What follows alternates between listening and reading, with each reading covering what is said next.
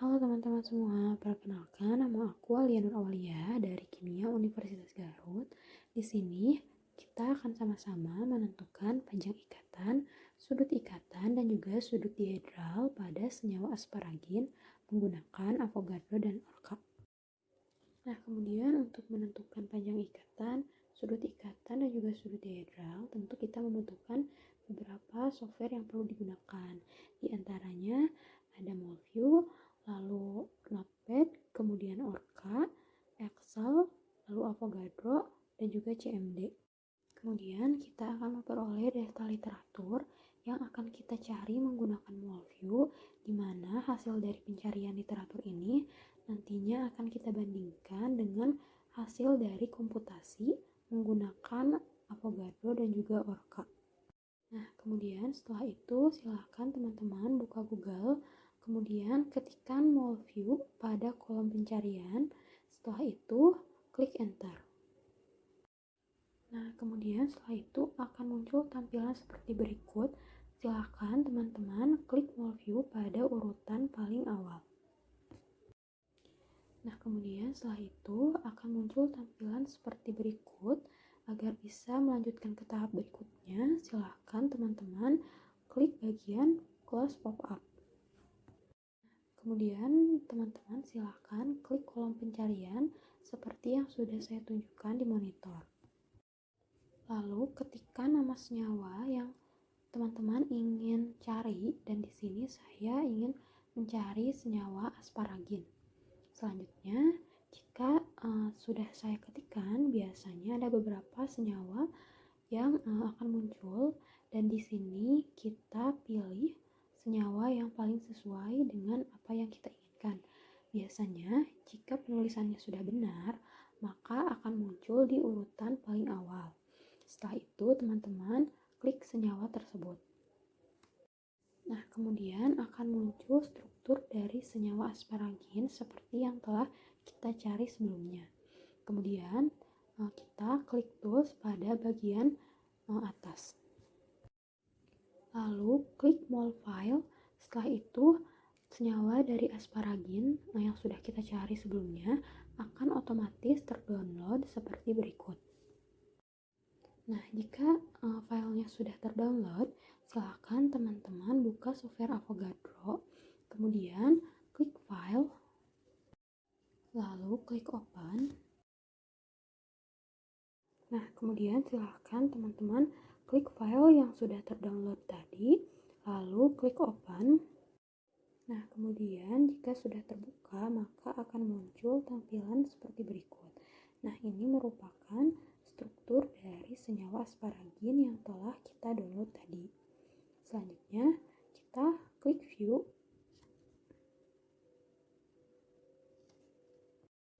Lalu klik Properties, setelah itu klik Bound Properties. Nah, maka akan muncul tampilan seperti berikut. Ini merupakan panjang ikatan dari asparagin secara literatur. Kemudian data yang kita peroleh tadi kita pindahkan ke Excel dengan format seperti berikut. Nah, kemudian selanjutnya kita akan mencari sudut ikatan dengan cara yang sama, yaitu klik View, lalu klik Properties, setelah itu klik Angle Properties. Nah, setelah itu akan muncul sudut ikatan dari senyawa asparagin secara literatur. Kemudian data dari sudut ikatan yang telah kita peroleh sebelumnya kita pindahkan ke Excel seperti berikut. Kemudian untuk mencari sudut dihedral pada senyawa asparagin, kita lakukan hal yang sama, yaitu dengan klik View, lalu klik Properties, setelah itu klik Torsion Properties. Nah, selanjutnya akan muncul data sudut dihedral dari senyawa asparagin secara literatur seperti berikut. Nah, selanjutnya sudut dihedral yang telah kita dapatkan sebelumnya kita pindahkan ke Excel seperti berikut. Setelah kita mengetahui panjang ikatan, sudut dihedral, dan juga sudut ikatan dari senyawa asparagin, selanjutnya kita akan mengkomputasi dengan Orca agar kita bisa mengetahui panjang ikatan, sudut ikatan, dan juga sudut dihedral secara komputasi. Sebelum kita melakukan komputasi, kita harus membuat folder khusus untuk menyimpan file dari senyawa asparagin, yaitu dengan cara klik data D. Setelah itu klik kanan, lalu klik new. Setelah itu klik folder dan beri nama folder tersebut dengan nama senyawa yang akan kita komputasi. Nah, maka tampilannya akan seperti berikut jika sudah membuat folder khusus untuk senyawa yang akan kita komputasi. Karena di sini kita akan mengkomputasi senyawa asparagin, maka tampilannya akan seperti berikut. Setelah itu, kita kembali lagi ke Avogadro.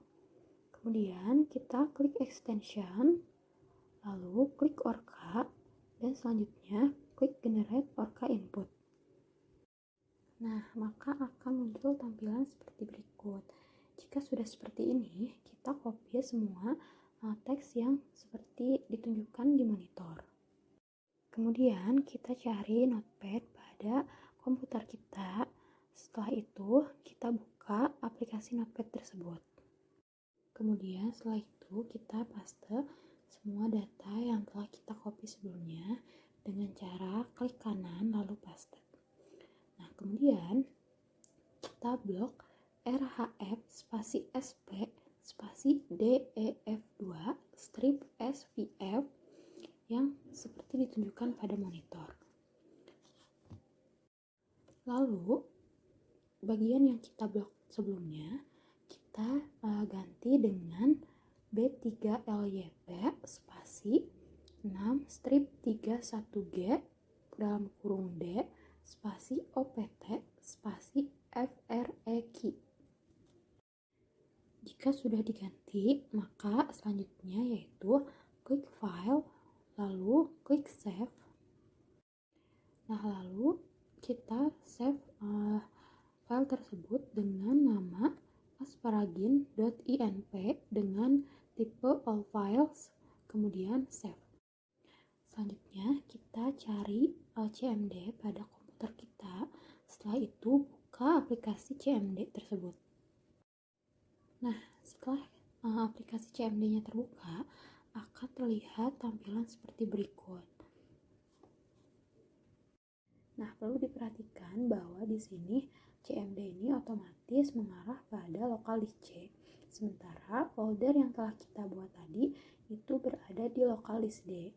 Nah, untuk itu kita perlu mengubahnya dari lokal disk C ke lokal disk D, yaitu dengan cara ketikkan D.2 kemudian enter. Setelah di enter akan muncul tampilan seperti berikut. Kemudian kita ketikkan DIR lalu klik enter. Maka akan terlihat seperti tampilan berikut. Nah, kemudian selanjutnya akan terlihat tampilan seperti berikut. Selanjutnya, kita klik chadir spasi asparagin, lalu klik enter. Nah, selanjutnya, pada baris kedua, kita ketik orca spasi asparagin.inp kurung tutup asparagin.out, lalu klik enter. Nah, berikut ini merupakan tanda bahwa proses dari komputasi asparagin sedang berjalan. Nah, ditandai dengan file-file ini itu diakhiri dengan TMP. Jadi, tanda ini merupakan bahwa proses komputasi sedang berjalan. Dan ini akan memerlukan waktu sesuai dengan kualitas dari komputer masing-masing dan juga banyaknya atau panjangnya struktur dari senyawa yang akan kita komputasi. Nah, jika proses komputasinya sudah selesai, maka file-file yang tadinya berakhiran TMP itu akan berubah seperti tampilan berikut. Selain itu juga ditandai dengan pada CMD itu akan kembali lagi ke file awal di folder asparagin. Nah, karena proses komputasinya sudah selesai, kita kembali lagi ke Avogadro, kemudian klik file, selanjutnya klik open, kemudian klik local disk D, lalu klik asparagine.xyz. Kemudian jika filenya sudah diklik dan masuk ke kolom file name, maka selanjutnya klik open untuk membuka file tersebut. Jika file komputasinya sudah selesai, maka tampilan dari senyawa asparagin akan terlihat seperti berikut.